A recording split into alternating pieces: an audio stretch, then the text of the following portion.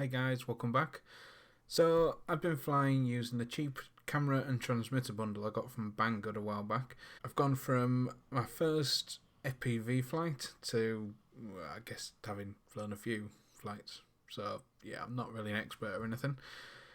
But I thought it was time to kind of show it off, see what I think of it, and yeah, you can draw your own opinions.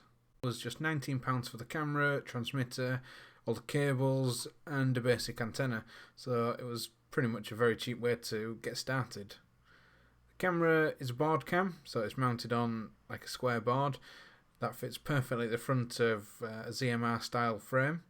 It's great to get started with, but to be honest, I very quickly found that I was looking at the floor for a lot of the flight, so I'm probably going to have to rig up a way to angle it up a bit more. Itself is 700TVL. It's got a 148-degree lens. I think there's other options. It's got a CMOS sensor. Image quality seems perfectly fine to me. The 148-degree lens is also good for me at the moment, but I have been shown that perhaps it's not perfect for some people. The camera can do NTSC or PAL. PAL being the standard where I am, but it really is up to you to choose. NTSC does give slightly better frame rate, where PAL has slightly better resolution. I've just stuck with PAL.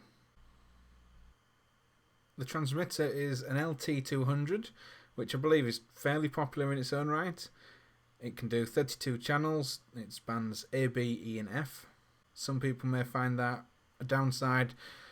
Evidently I'm not doing any racing or anything like that, so obviously you just need to be aware of the channels that you'd need if you were doing anything like that. The channel switching is via a little press switch on the side, which isn't ideal, but it works okay. It's just a little fiddly, and some people have concerns about potentially taking out other people flying if you were flying where there's a lot of other people. As the name suggests, it's 200 milliwatt output.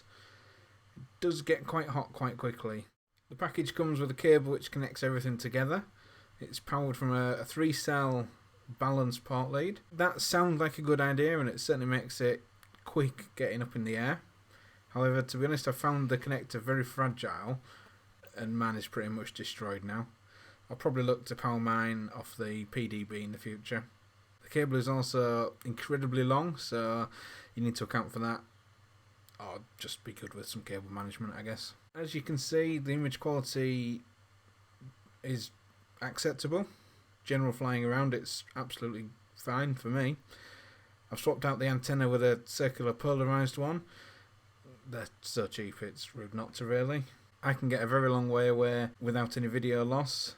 I haven't measured it, but I would say it's well beyond where you should legally be flying. Admittedly, I do fly in an open space, but if you've kind of seen some other flights, I can get right up to the top of the hill with no issue at all.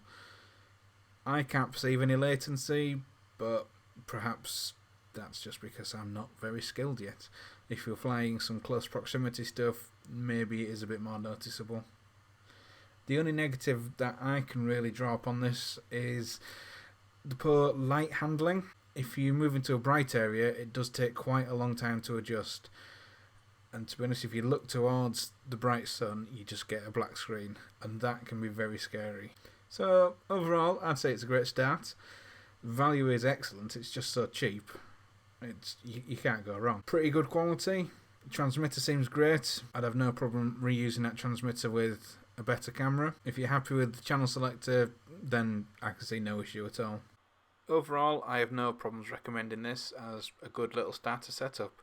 All things considered, the camera, transmitter, the cable work that comes with it, and I guess the antenna, it makes a very nice, cheap, beginner's bundle. Well, I hope you like this video. Let me know your thoughts on the package in the comments below. Check out some of my other videos, and we'll see you next time.